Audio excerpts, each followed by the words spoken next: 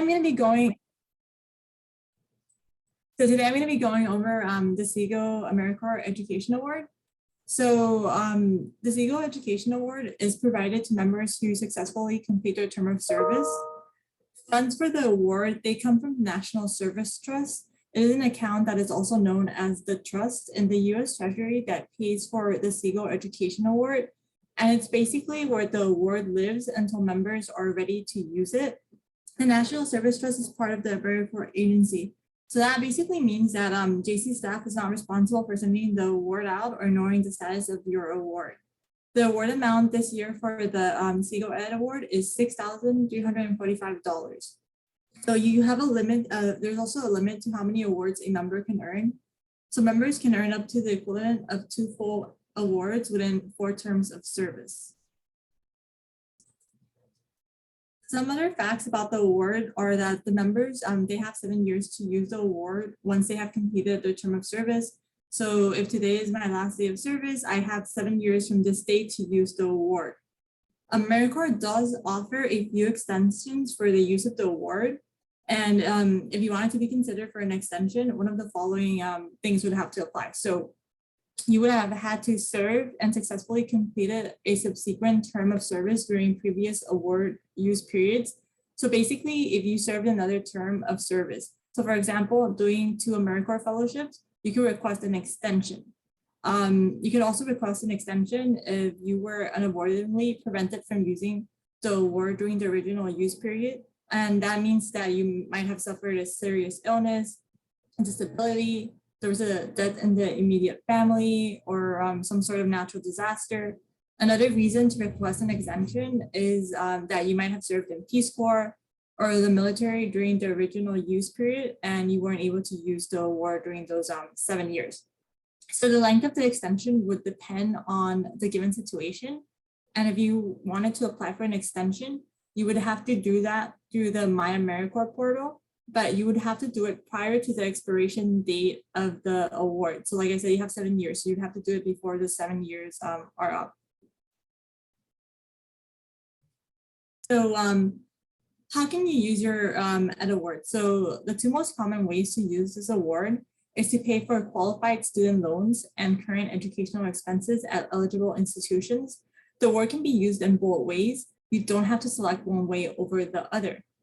So what does that mean? So for example, let's say that I graduated from UC San Diego and I still have $800 in loans that I have to pay. So I will use a part of my award to pay the loans that I still have left, the $800. And after that, I'm planning to go back to school to get a master's program. So then I will use the remaining funds to pay a portion of the tuition costs that I have. So which types of loans can I pay with the education award?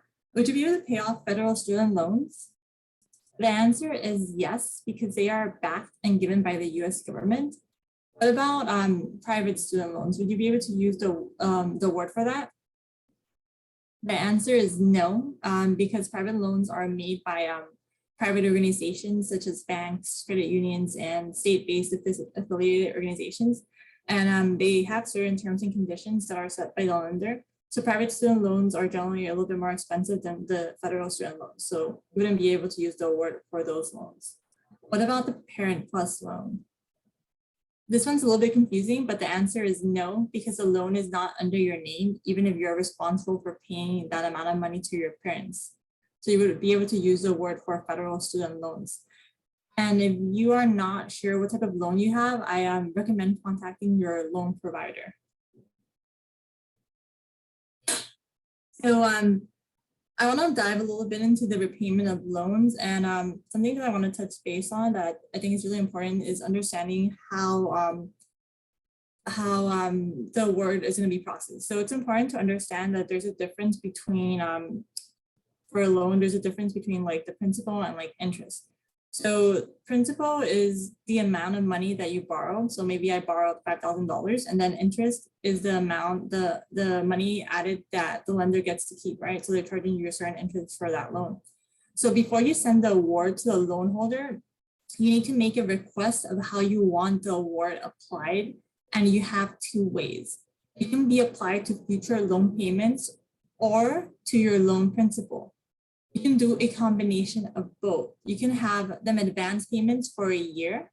So maybe I'm going to have them advance $100 payments for a year. And after that, I'm going to have them apply the rest of the award to the principal.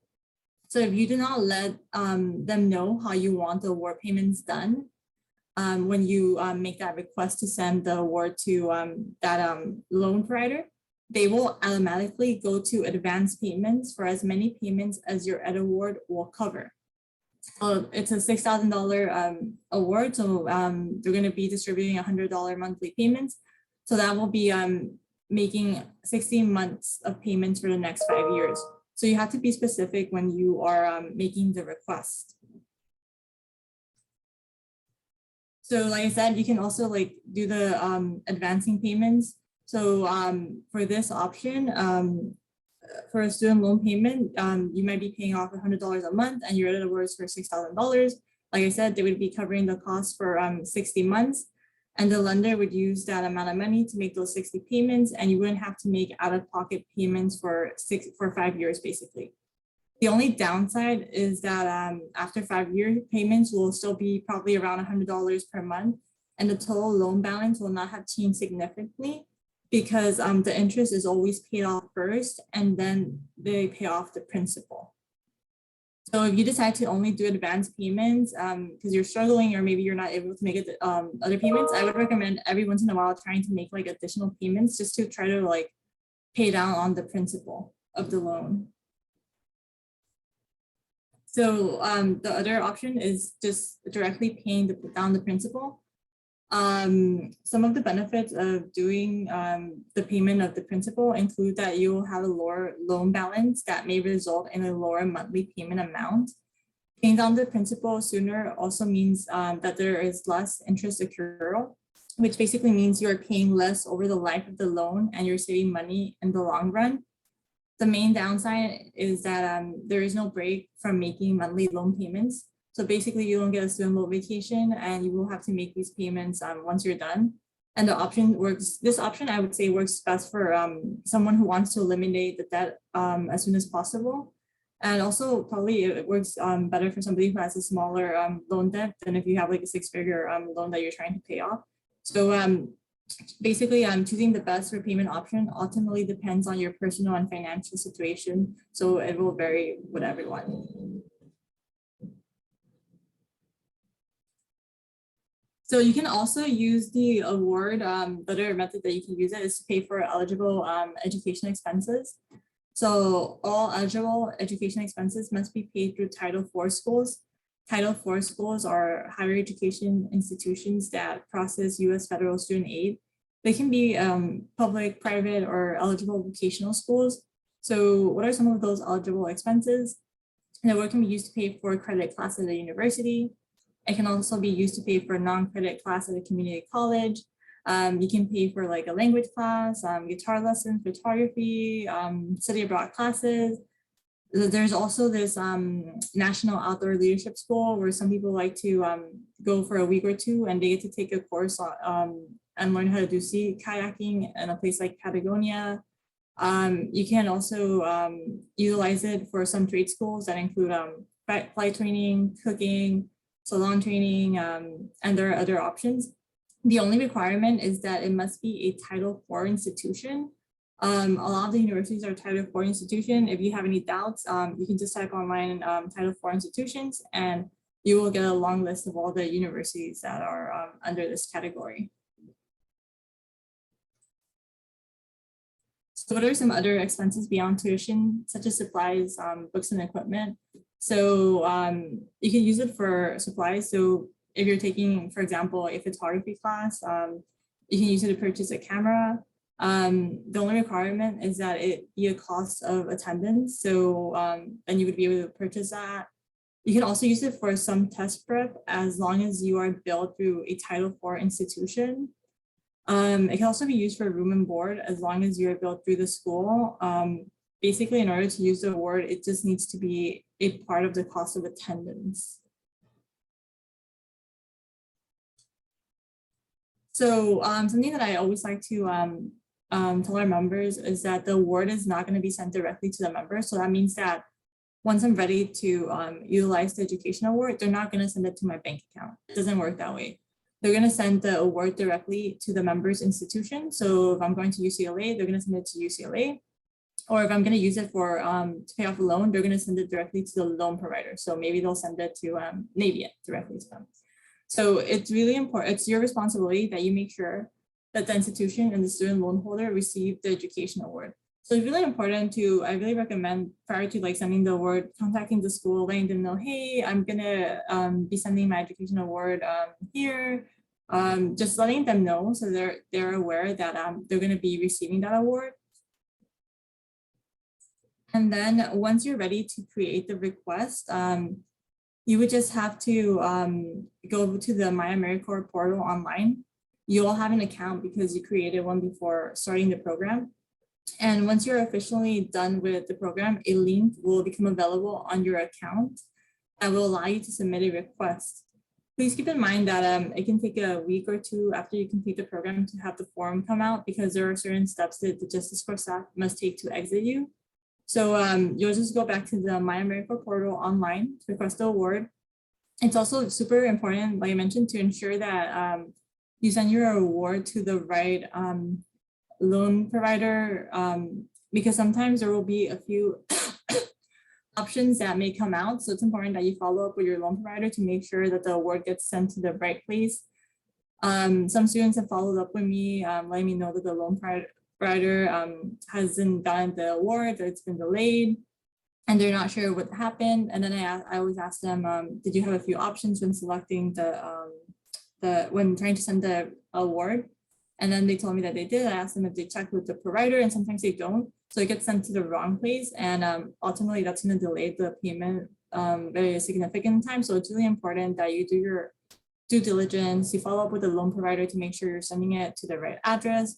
Also with the universities, I recently had somebody from UCLA contact me and she was struggling with the award.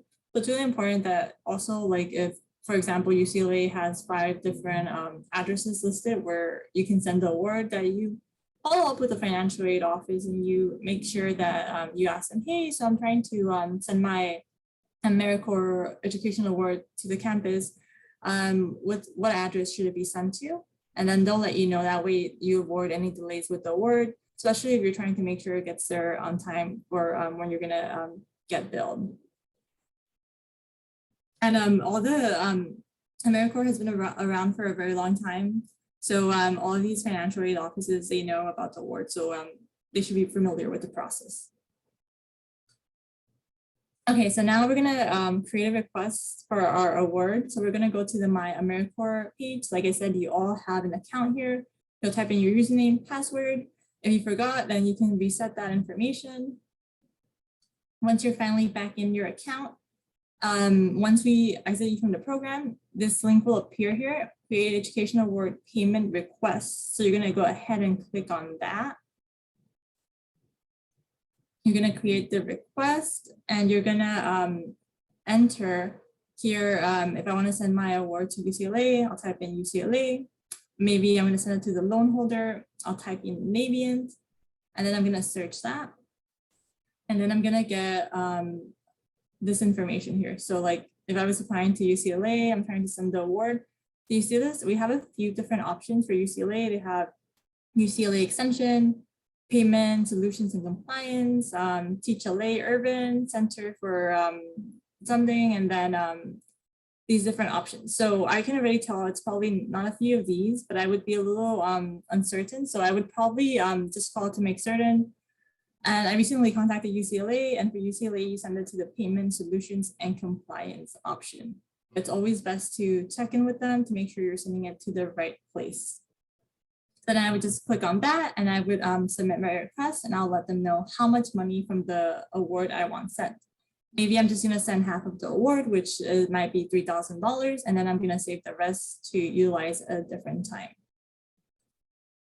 So after you submit your request, you will receive an email from AmeriCorps that your status has changed, and then they will provide you with a link to go back to the AmeriCorps website and you will be able to check your status.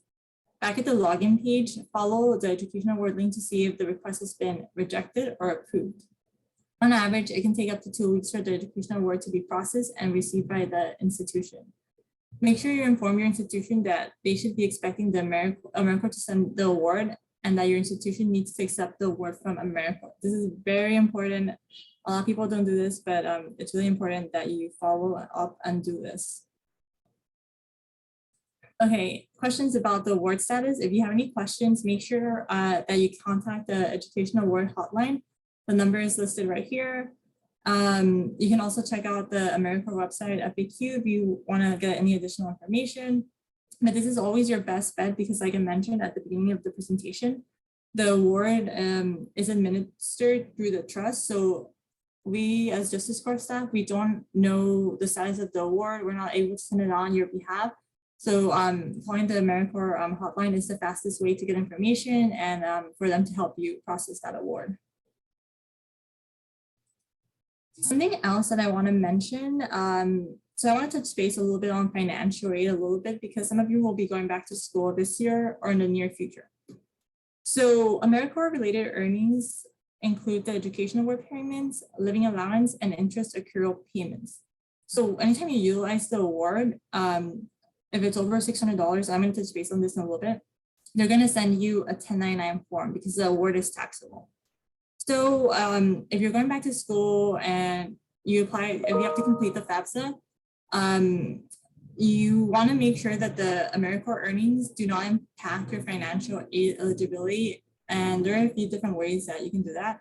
So making sure that you exclude the AmeriCorps earnings can make you eligible for more aid or loans, whatever you're applying for. And the schools, they use a specific formula to determine the financial need and the cost of attendance. It would be like the cost of attendance minus the expected family contribution. So that's the amount of money you are expected to contribute towards cost of your education. And that's based on the income and assets from the previous tax years. So AmeriCorps earnings should not count towards your expected family contribution. So in order to make sure that that doesn't happen, when if you're required to fill out the FAFSA, you should do it early and correctly. There will be a section on FAFSA that asks about your income that you reported to the IRS in the previous year. If you used your educational award in the previous year, if you had interest payments paid by the trust in the previous year, or you received a living allowance in the previous year, you want to include those amounts in a section where it asks about AmeriCorps benefits. This will give you a lower adjusted gross income. It will also help you receive a better financial aid packet because it won't count towards your expected family contribution. So online, it's going to be located in the student financial information continued page. I was only able to get this small little screenshot, but you're going to be able to check off a box that's called grants and scholarship aid. And this is, once you click on that little box, you will get a text that appears and it basically says that this is where you can include AmeriCorps benefits. So this is where you report income from IRS, but for financial purposes, financial aid purposes. So the AmeriCorps benefits will be excluded from determining financial aid. If you don't add your AmeriCorps earnings, it will hurt your expected family contribution and it will make you less eligible for aid. I will say it again, so AmeriCorps benefits should not count towards your EFC and should not hurt eligibility for aid. So if you have to fill out FAFSA, make sure you check off that correct box where you can include your AmeriCorps earnings. Or if you use the award, because it's going to be, you don't want it to count as income. So is the Ed Award taxable? Like I mentioned right now briefly, it is taxable. It's considered taxable income the year that you use it. For example, if this year I use a part of the education award for college or for the loans or for both purposes, I will be receiving a 1099 miscellaneous form if I spent over $600. If I used over $600 for the award. By the end of January each year, AmeriCorps sends a 1099 miscellaneous form. So that's when you can expect to get the form if you use more than $600 of the award the previous year. So don't be surprised if you get that form. And to be clear, the award is not taxed the year you earn it. So if you're earning this award this year, but you did not use it it will not be taxed this year. But if I use it in 3 years, it will be taxed that third year that I actually use the award. So don't be surprised if you get a 1099 miscellaneous form at that time. And then some last things that I want to mention are that we have an AmeriCorps alum page. Feel free to join. It's of no charge to AmeriCorps members, and it's a great place to network with other AmeriCorps alum throughout the different LA chapters and other chapters throughout the nations. It also offers a free job search or volunteer searches, and you can check out what other member benefits they offer. Does anybody have any questions about the award?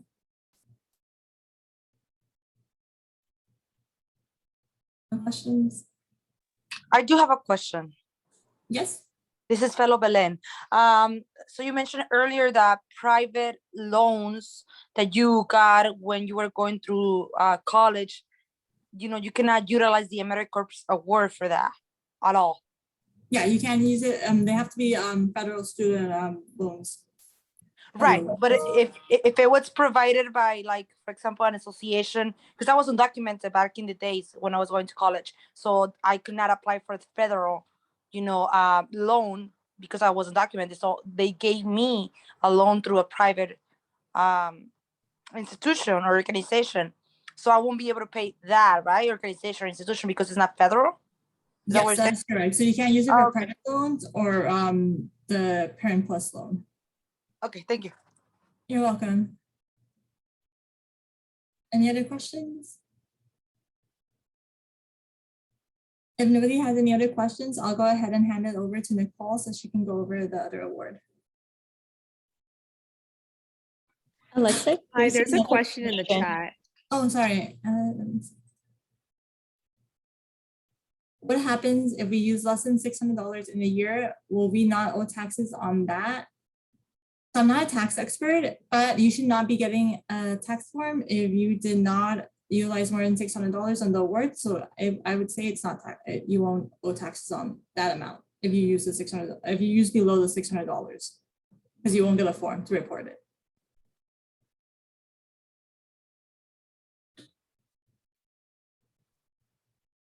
Okay. Thank you, Alexa.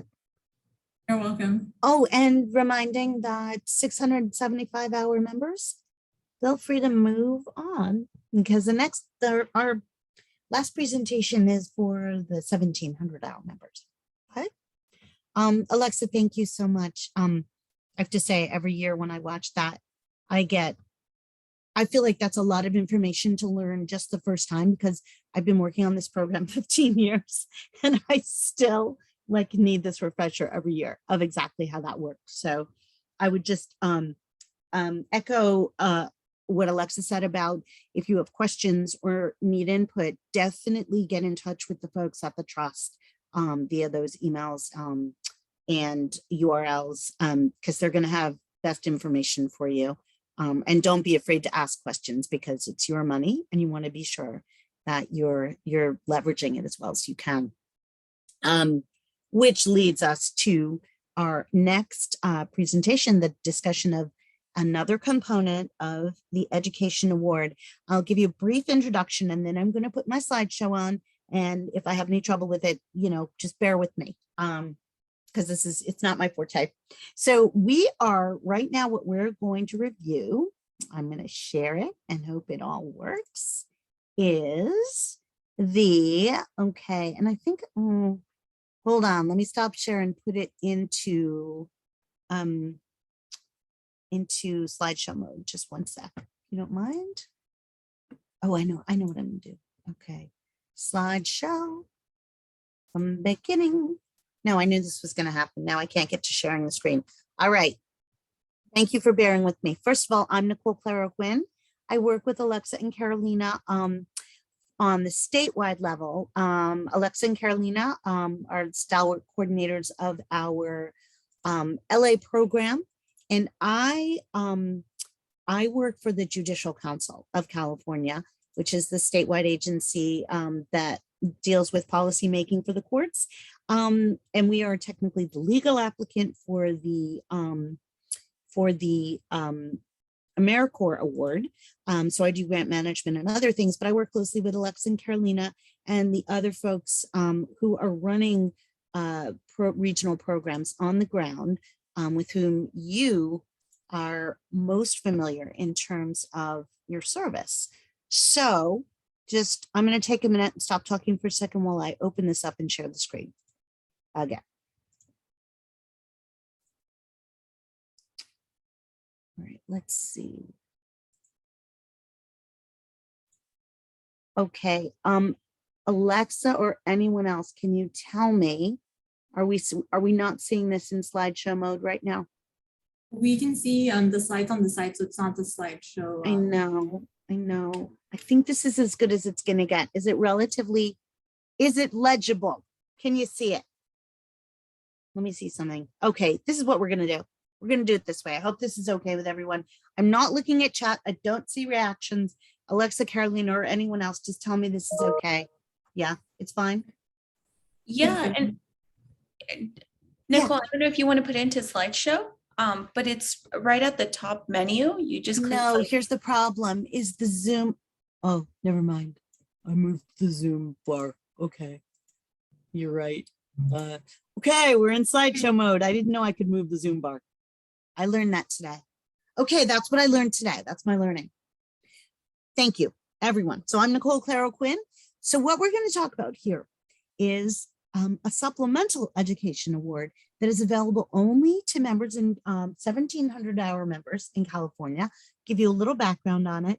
Some of you, if you're doing a second year as a fellow, you will be familiar with the details on this and the process. And what we're going to cover is what this award is, how it supplements your federally funded Siegel Award, and how we will make sure that you receive it after you've completed service. So this is the California for All Education Award.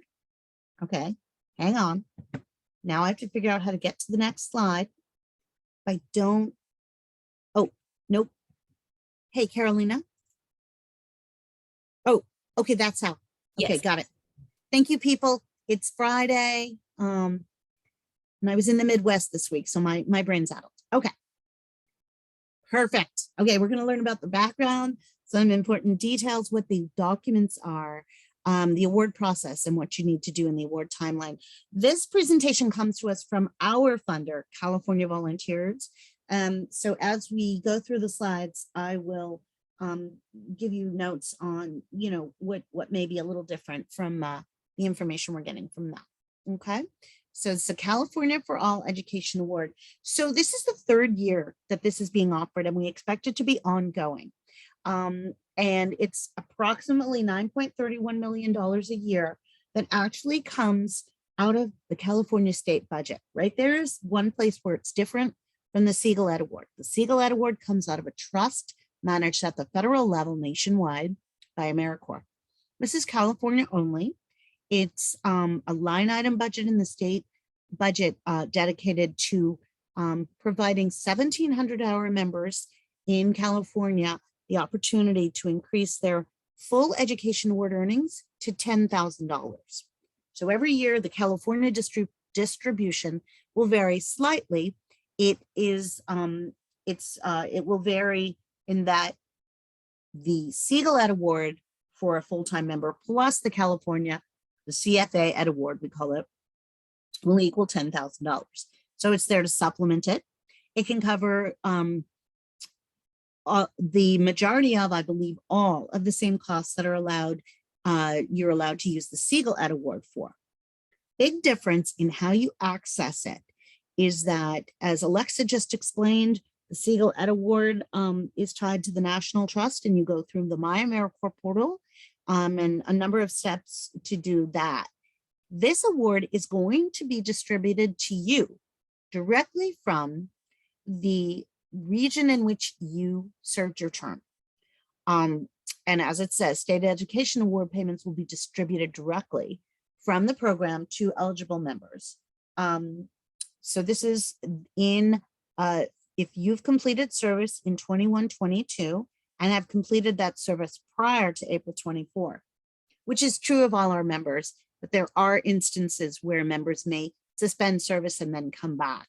So all of you who are going to complete service this summer and meet all eligibility requirements or requirements outlined in the CARES Act are eligible for a $3,655 CFA Education Award. I will note that if you exit with personal compelling circumstances and you're receiving a prorated Siegel Award, the amount of CFA Ed Award will be prorated along at the same, by the same ratio. So the percentage of hours completed will equal your Siegel Award.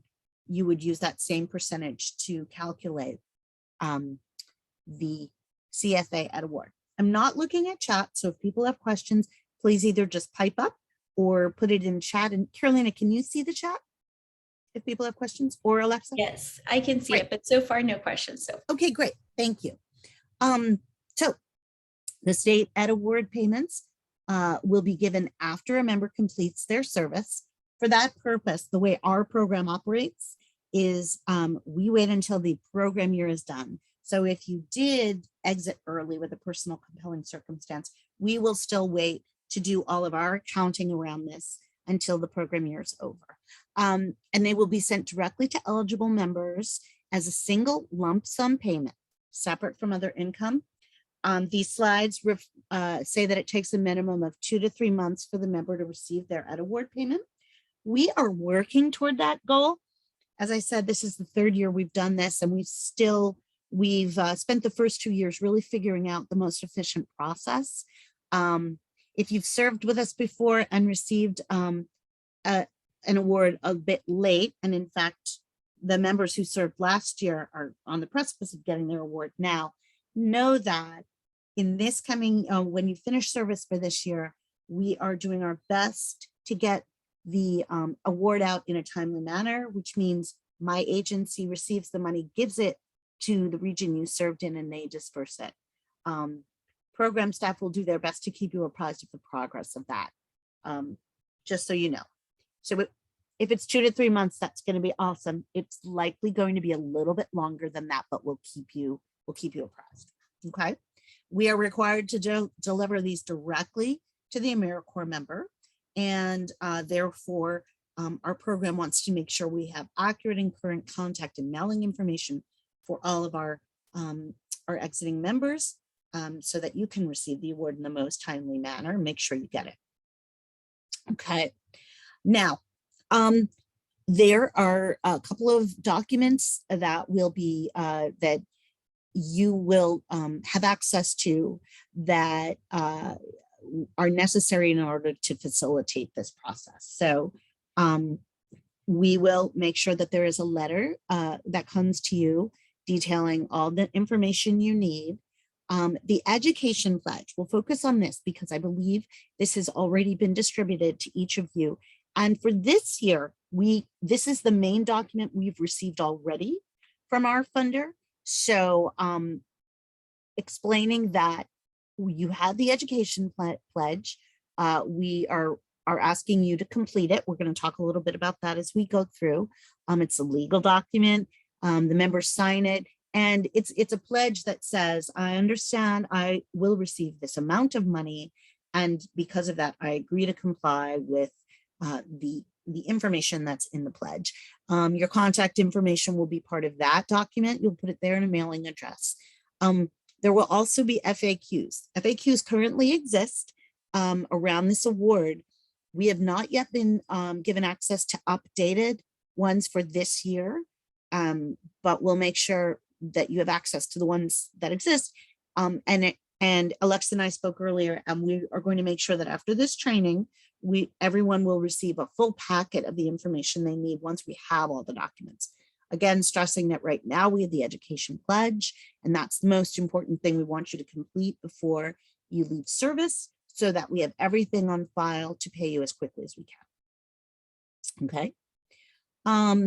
So the grant process is broken down into 5 main parts: completing service, receiving the CFA Ed Award, using the CFA Ed Award, record keeping, and a 5th one that, sorry about that, is compliance. Okay, again, I moved my bar, so it's hard for me to see things. Okay. All right, so we're gonna cover each of these items. Any questions at this point? Yeah, questions? Okay, all right. So completing service.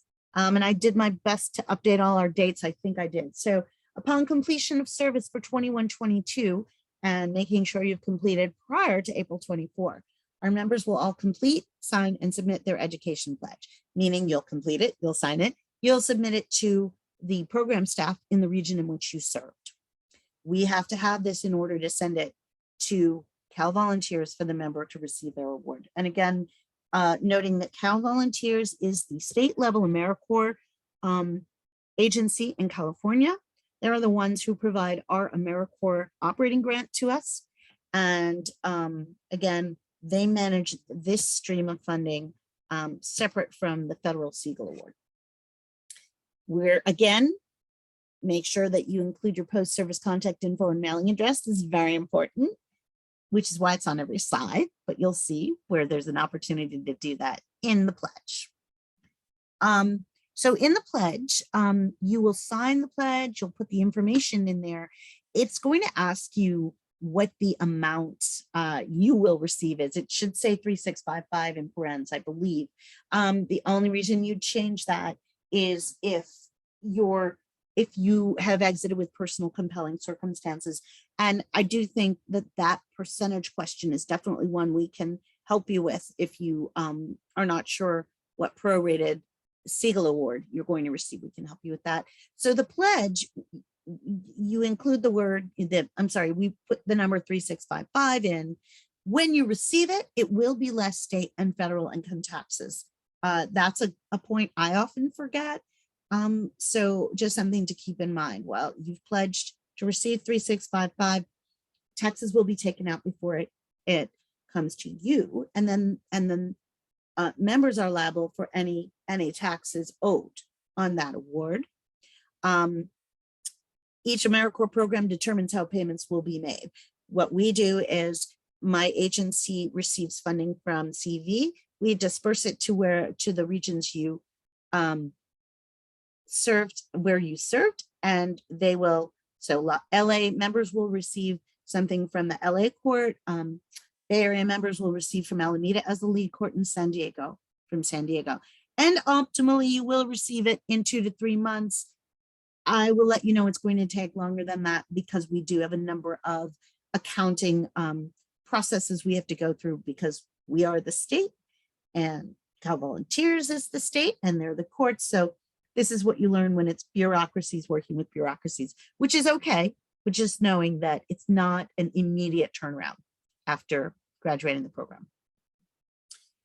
So the CFA Ed Award is meant to supplement your Siegel Ed Award, can be used for the same expenses, including qualifying student loans, current educational expenses, money at schools that accept the GI Bill, all of the things that Alexa covered in her presentation. But unlike the Siegel Award, the CFA cannot be transferred. So it belongs to you. You will receive a little more information on this. It's in the pledge and in the FAQs. The CV asks that this money be, that you make sure that you can sort of distinguish these funds from just normal spending accounts. And so they recommend that you may want to invest it in a 529 plan. We don't have any sort of financial advice about what the best thing to do is, but this is a recommendation that if you want to set it aside, a 529 plan may be an appropriate way to do that. If so, then the award recipient must be the beneficiary designated to the plan. The Ed Award pledge lists a full list of restrictions and information about using the form and keeping the documentation on how you're going to spend the form. And again, by signing the pledge, the recipients are agreeing to the restrictions, complying with any request for documents by CV or any other state or federal agency. So this is a place for me to make the note that once you receive the funds from the program at which you serve, from the court at which you served or region, After that, the relationship is between the member and Cal Volunteers, much like once you start accessing your Siegel Award, you really want to communicate with the trust about questions. Once the award has been dispersed to members, any questions or concerns would then be directed to Cal Volunteers, because they are the ones who are going to be managing or be interested in how it was spent and documented. Okay, I'll take a breath, go to the next slide. Because if they discover funds were misused, you'll be required to return the misused funds to the state. We don't expect ever that would be an issue, but they have a number of steps in place so that you know how you should be accounting for your award should they ask for documentation of it. And that's record keeping. So CV asks that members keep complete, comprehensive, and accurate records of how they've used the CFA funds. This may include receipts, invoices, or other documents. Again, they do make the recommendation that you place the CFA funds in a separate account so that everyone has a clear demarcation between your CFA funds and personal unrestricted income. I do think it's a good practice, and it may sound, to me, that sounds a bit onerous, but it will at least let you know that you really know how you're spending the money, and can then report back should a report be asked for.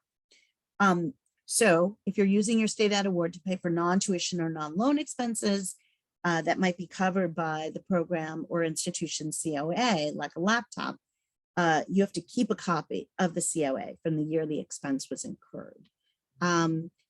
If you're keeping your funds in a general checking or savings account, you've got to ensure, and I'm sorry for the 3905, that was from 2 years ago, the amount reduces each year as the Pell Grant increases. But this year it would be 3655. So if you are keeping the money all with the rest of your money, you just have to be able to ensure that the 3655 is being used for expenses that are approved as defined by what's listed in your pledge. You must keep your records until 2027 to make them available to CV upon request. Now, we're in the 3rd year of doing this. We have yet to hear, and actually we might maybe reach out to our members to see, but as far as we know, I don't believe anyone's had requests made of them from CV for documentation. But all of this is in place should that happen. So as long as you follow these steps, if you do hear from CV that they want to do a spot check, and that's also not necessarily because they're concerned, but there may come a point when the agency's doing an audit or a spot audit, and they may randomly choose members to ask, for information about their CFA fund. So again, all of this is important to keep your records in order and make sure you can easily provide them if necessary. You're going to report the distribution as regular income on your W-2. For tax purposes, it's totaled with other income. It is our responsibility, the program, to withhold the proper amount of federal and state income taxes from the lump sum payment that you receive. And then after that's ultimately the responsibility of the members to make sure all the taxes are properly paid. I hope that you feel well informed of the difference between Siegel and state aid awards. Always ask if you're not sure. And then the FAQs that we'll share with you will also make sure that you understand that difference. So in order for any questions beyond questions of when you might receive a disbursement from our program, this is information. I took the liberty actually of updating this with the current grants monitoring associate name and email. We'll make sure that this is included in information that we send out to you. We may just send this presentation along with other information, but hopefully this gave you a good overview. The important thing is for you to complete your education pledge.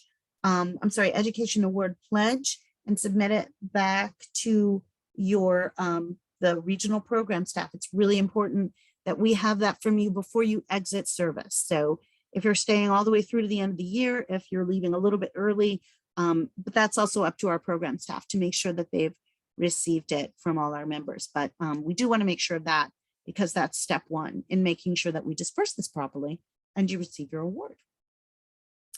So that is the CFA Ed Award. And again, the key is that in the end, both of these awards together will provide $10,000 in education awards.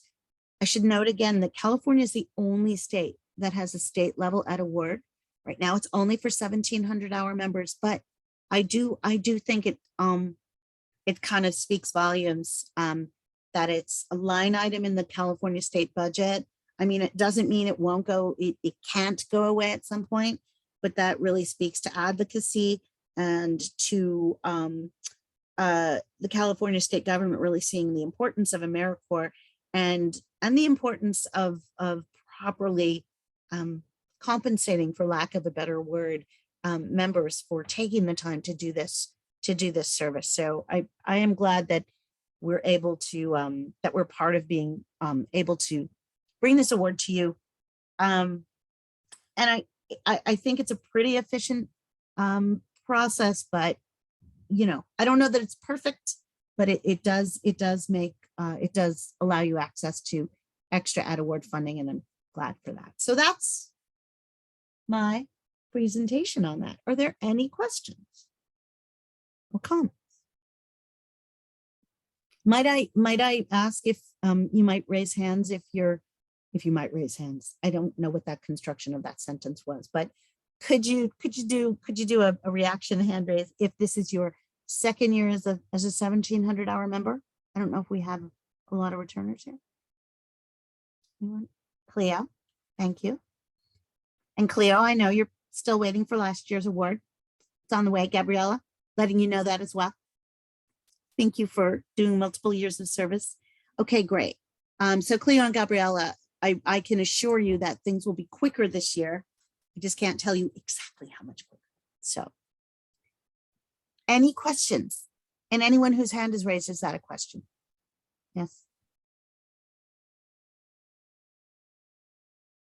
Yeah. Okay. Sorry, this is Jenna. I couldn't figure out how to raise my hand. I have two Sure. questions. So the first question, so I understand taxes are going to be taken out automatically, but you said we might still owe taxes on them. Are we allowed to use the remaining funds? Or are we allowed to use the actual funds that were given to pay those taxes? Or does it have to come out Oh, of? that's a very good question, Jenna, and I don't know the answer. So that's a really good question. I'll find out. Okay. And I will make sure that we get that answer back to you. Okay. Okay. And then my other question was, I know some of us, myself included, have done that are in our second year, have done like educational programs this past year. I'll speak for myself. I have paid out of pocket for some of my educational expenses this year. Am I able to reimburse myself using the California Ed Award that I was supposed to get from last year this year? Can I reimburse myself once I do get it, since they are educational expenses that I paid out of pocket for? Okay, very good question. And let me see if I understand it. So you're still waiting on your award, right? From right. Okay, so you're going to receive that within the next month or two. Okay, I shouldn't actually say that, but you will be receiving that. So are you asking if which award is more appropriate to put those expenses toward? I was asking in general if I can, because I've already sort of paid. Right, sort of retroactively. Good. Correct. That's a very good question. I will put that question to our funder. So let me make sure I have both of the questions correct. And I'm just opening a Word doc so I can write them down. So one question is, can you use Ed Award funds pay for taxes on Ed Award, right? I understand what you mean. So that if they're asking you to put it separately and right. And then the other question is, can you use the Ed Award to pay for expenses incurred while you were waiting for the Ed Award? Correct, yes. Mhm. Right. Okay. Jenna, I'm sorry, what region do you serve in? I'm in Los Angeles. Great, okay. We'll make sure that we send this information to all of our program staff, but we'll for sure make sure Carolina and Alexa have that answer to forward back to you. They're good questions. Cool, thank you. Sure. Anyone else? Belen? I'm Hi, sorry if I yes. didn't pronounce your name properly. No, that was correct. Thank you so much for giving me the space to speak. Similar to Jenna, thank you so much, Jenna, for taking the initiative to ask these questions.